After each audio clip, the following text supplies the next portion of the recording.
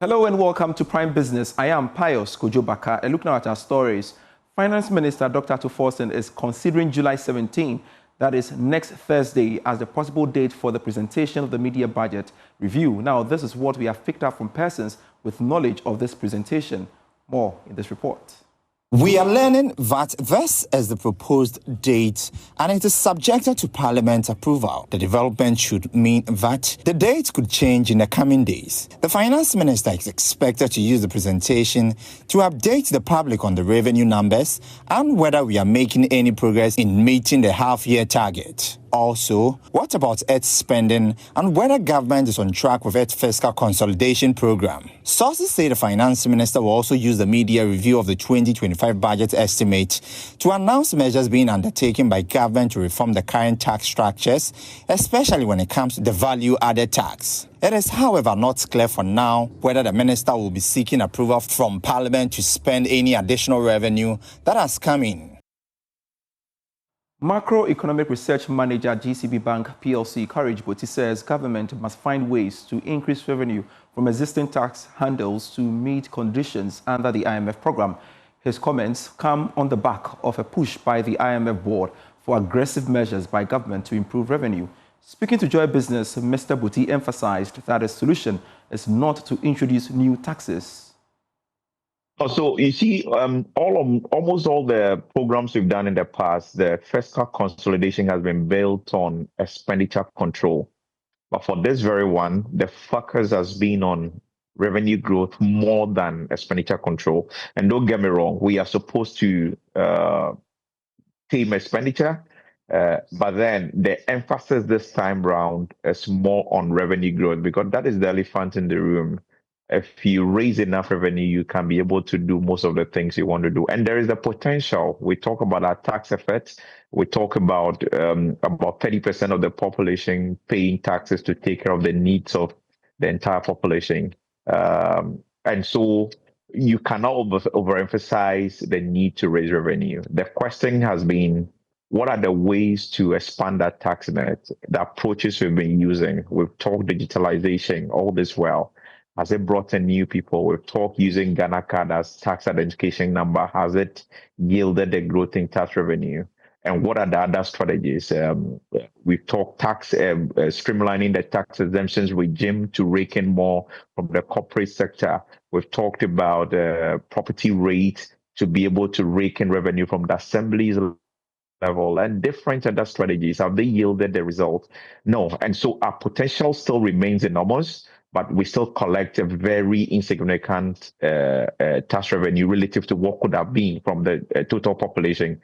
And so when IMF is hammering that and when government is hammering that, it's a genuine problem. The solution may not be increasing the tax rates or introducing new ones, but it's about how do we get enough from the existing handles and from the population where everybody pays their bit. That is the puzzle we haven't solved yet. So revenue is very critical to our growth and development aspirations. And we have more on the economy because Director of the Institute of Statistical, Social and Economic Research, Professor Peter Quartey, says some government policies have failed due to lack of proper research and data-driven planning. Speaking at the press conference ahead of the Evidence of Action event, he stressed the importance of using evidence-based research to guide national development. Professor Quartey called on policymakers to rely more on homegrown research to avoid repeating costly mistakes.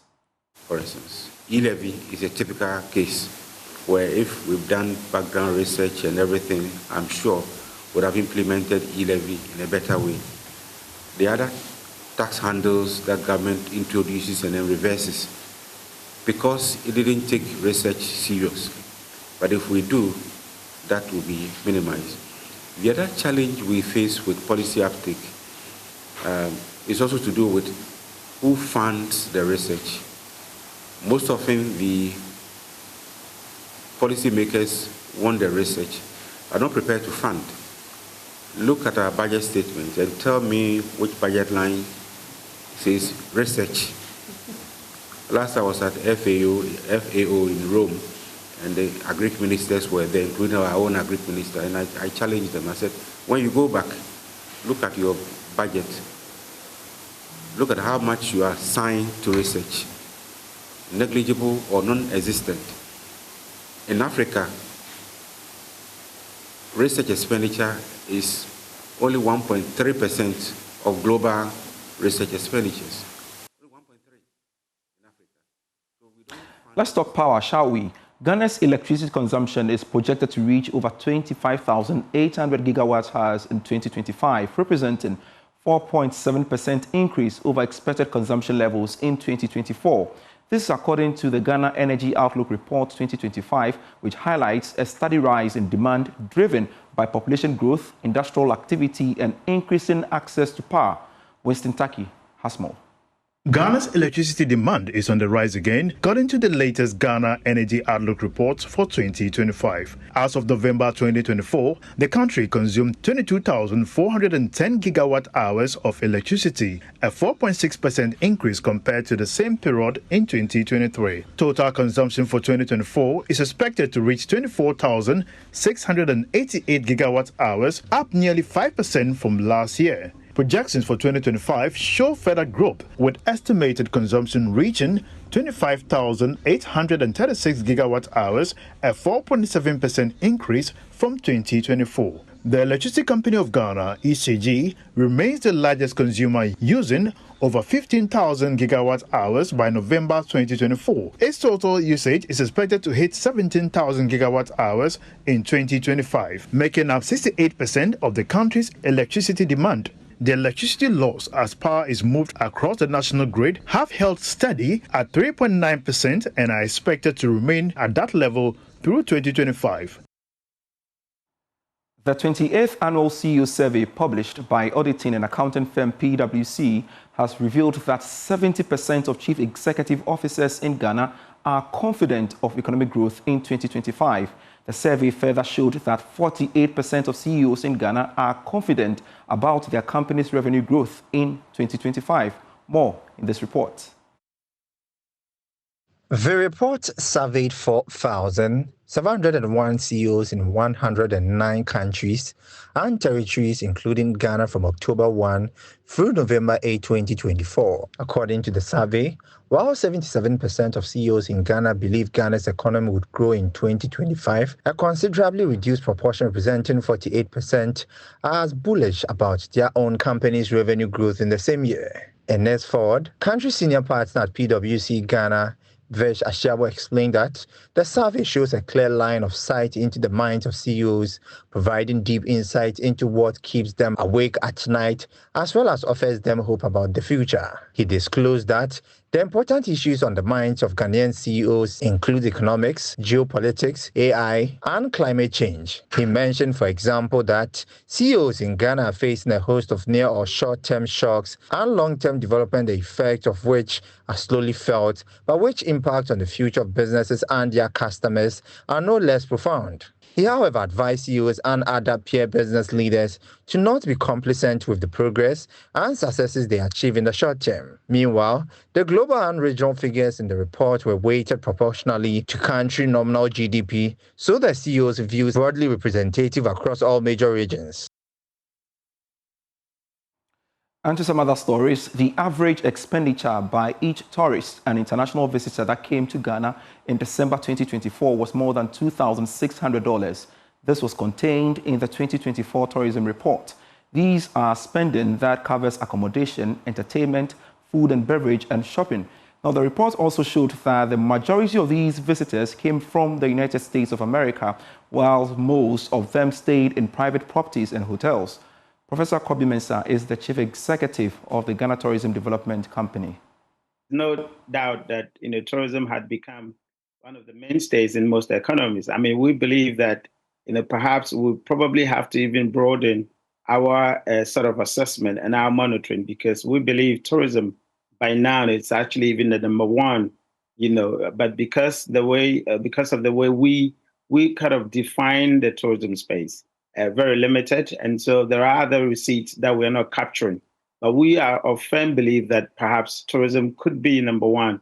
And in fact, if we support the sector with the necessary, injections, necessary investment, necessary support, we're likely to hit record numbers in terms of receipts, in terms of, visits, and the country would definitely benefit. Of course, not to talk about, not to leave out the employment that it creates.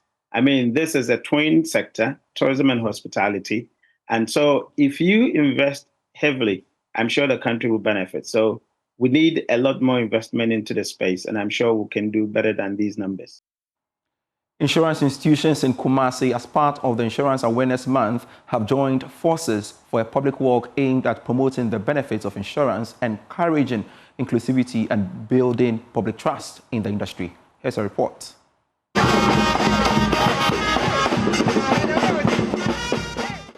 The walk, which brought together key players from Ghana's insurance space, emphasized the critical need for Ghanaians to understand their rights and options when engaging insurance companies, especially regarding claims. Ashanti Regional Manager of the National Insurance Commission, Farouk Dramani, underscored the regulator's commitment to protecting policyholders, referencing the legal framework backing that responsibility.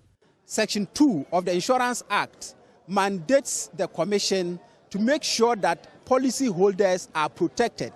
That is the main reason why insurance all over the world has been established. Mr. Dramani further expressed concern over Ghana's low insurance penetration rates. Currently, we have the insurance penetration rate hovering around 1% and 1% of the GDP. That is quite low because the average in the West African sub-region is around 3%.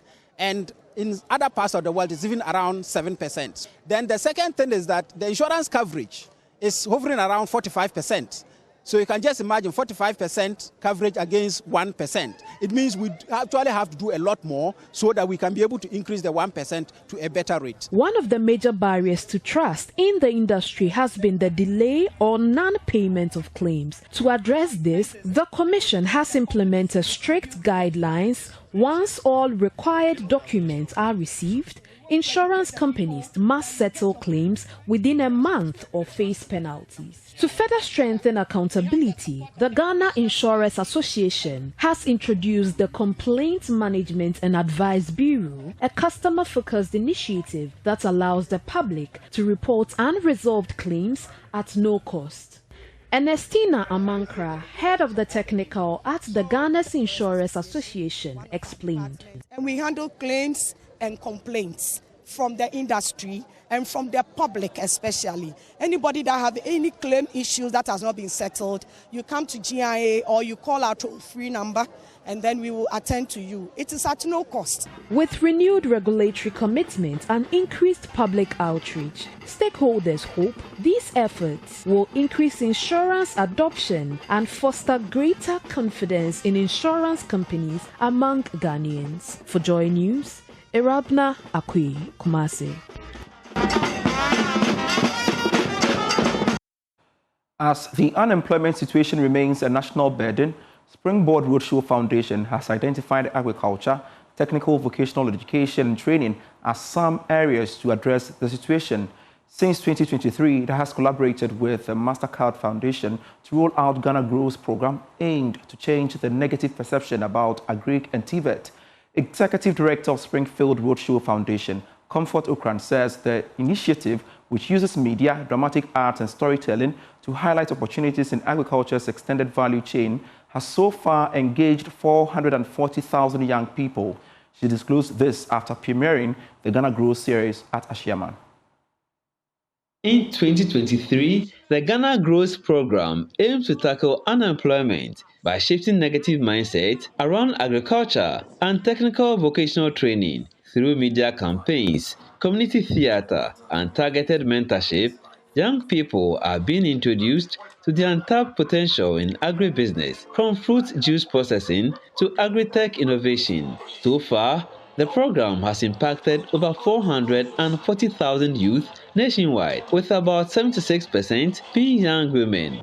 Ensuring inclusivity, more than 12,000 persons with disabilities have also been integrated into the program. Speaking after the premiere of the Ghana Growth film series at Ashaiman here in the Greater Accra region, Executive Director of Springboard Roadshow Foundation, Comfort Okran, shares impact of the program. We also have the hangout, which goes to the communities and see what things people are doing in the community and how we can work with it. We also have something like policy dialogues where we talk to stakeholders, people who have the opportunity in either the formal or informal sector, and together we come to have a dialogue. We also have focus group discussions where young people from different communities sit down to talk about the challenges and then they bring out solutions to them. So what happens is that a young person who comes into the community and kind of learns about, the opportunities in the extended value chain, decides that, okay, I thought agric did not have opportunity, but I found out through the education, through the hands-on training that we did today in the Ashaman Park or whichever park that we met, and that indeed I can work and add value to agri products. Co-producer of the Ghana Growth film series, Elom Anand says partners playing different roles have helped in the success journey. We met people, we heard their stories, we heard their challenges, and then we saw the opportunities and possibilities, and we merged the stories with the opportunities and possibilities in the region to get the people to know that there's so much opportunity in their space. They can do a lot in the ATVET space, in agri-business, agri-processing, in TVET, all the ways or all the different aspects of TVET. And so we tried as much as possible to capture the story so that the people it would resonate with the community that it was set in. And the other thing we also did was to work with the community people. So we did not only bring actors from Accra to go into all the communities, but as we're filming there, we identify talent and then we cast them and we train them and then we use them for the films.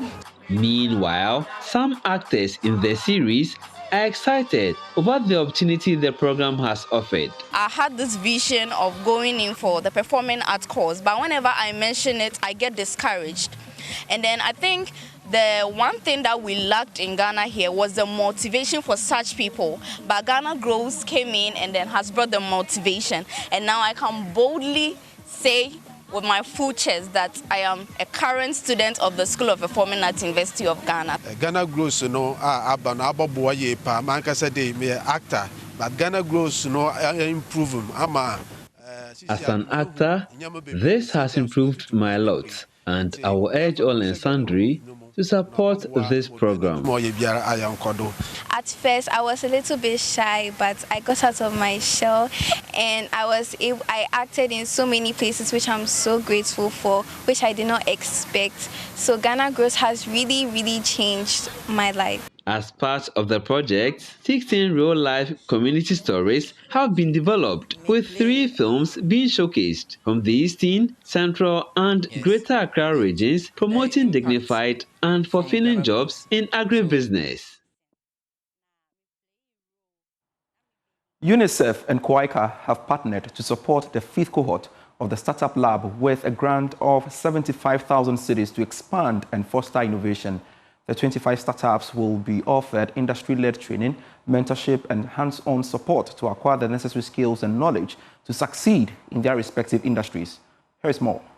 The UNICEF Startup Lab, launched in 2019, is a 6-month accelerator program for impactful startups and businesses working to advance the sustainable development goals for children and young people across several sectors. Nearly 80 startups have graduated from 4 cohorts, impacting over 200,000 children in Ghana.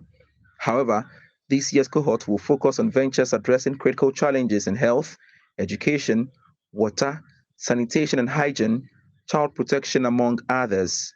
Speaking to Joy Business, Programs Manager of UNICEF Startup Lab, Mary Franklin Ishen, said, aside the seed funding, the cohort will benefit from a wide range of opportunities and resources. This year we are providing each and every startup, we have 25 startups in the cohort, and this year we are providing each and every startup with 75,000 Ghana cedis as a grant, which means that you don't have to pay it back, it's free, and you're supposed to use that to advance your product or your service. So either you build a new product or you and enhance an already existing product that you have. So there's funding, there is training, and of course there's mentorship. Mentorship is kind of like training, but this is more bespoke and specific to the startup. Some of the beneficiaries spoke to Joy Business. We are really excited about this program because it's going to help us with the support that we need to help scale our impact, because maternal mortality is a huge problem in Ghana, and looking at the technical support that we are going to receive is going to help us scale our impact to be able to solve this problem. This program will really be beneficial to us because as a startup, most of the time we struggle with reach, and with UNICEF's backing, we believe our impact can be multiplied and we can reach people who need our help the most. The initiative, which is supported through the UNICEF GoICA partnership, aims to accelerate entrepreneurship and innovation in Ghana. Remember, still watching Prime Business. Despite Ghana being the world's second largest cocoa producer, its consumption locally leaves much to be desired. Cocoa producing company, however, believes that the situation will improve for the country to tap into both economic and health benefits of the crop. Sales and marketing manager at CPC has been speaking to my colleague Nana Yao Jima, or Kwame Yanka, I should say.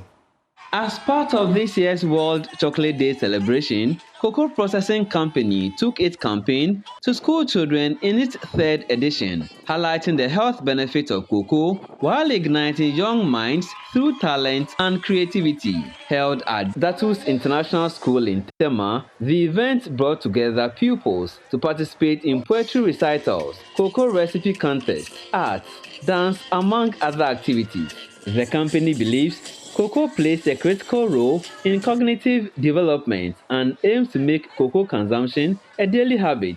In an interview, sales and marketing manager of Cocoa Processing Company, Nana Jiman Anson, says the event forms part of a nationwide effort to promote local consumption of cocoa products. Cocoa has been found to bring about cognitive development from the tender age, and so it's important that we introduce them to cocoa consumption, and that is why all-time instant drinking chocolate is being used to introduce to the children to consume. And we want it to be a habit, we want to be a lifestyle, and we want it to be a culture as the children grow, so that cocoa will be part of their dieting, and that has been the whole idea. Meanwhile, Nanajuman Anson added that with the economic benefits of cocoa, there is a systematic effort to excel in other markets beyond Ghana. We want to increase the consumption, not only in Ghana, but into the African region. And so we have started from here, and the crusade, the wave, the drive, the blaze is ongoing. And we will continue from Accra to Zabzugu to Tatale, wherever. Every child must have equal opportunity to consume this product, all-time instant drinking chocolate, that helps in the cognitive development of the child. We are leaving no child out, right from Accra, high economy societies, low economy societies, medium economies. Every child must have equal opportunity, because we know that gifts of talents and abilities and capacities is distributed in a way that is a mystery to Ghana. With Ghana being the second largest cocoa producer in the world, the Cocoa Processing Company says it is vital for children to grow up with a deep appreciation of the economic and health benefits of the crop that is helping build the nation. Apart from Datus International School, First Star Academy, Santa Barbara, Bext Hill International School, among others, took part in the celebration. Kwame Yanka's report for Joy Business. And you can get more stories when you log on to myjoyonline.com/business. I am Pius Kujubaka. Prime Sports is next.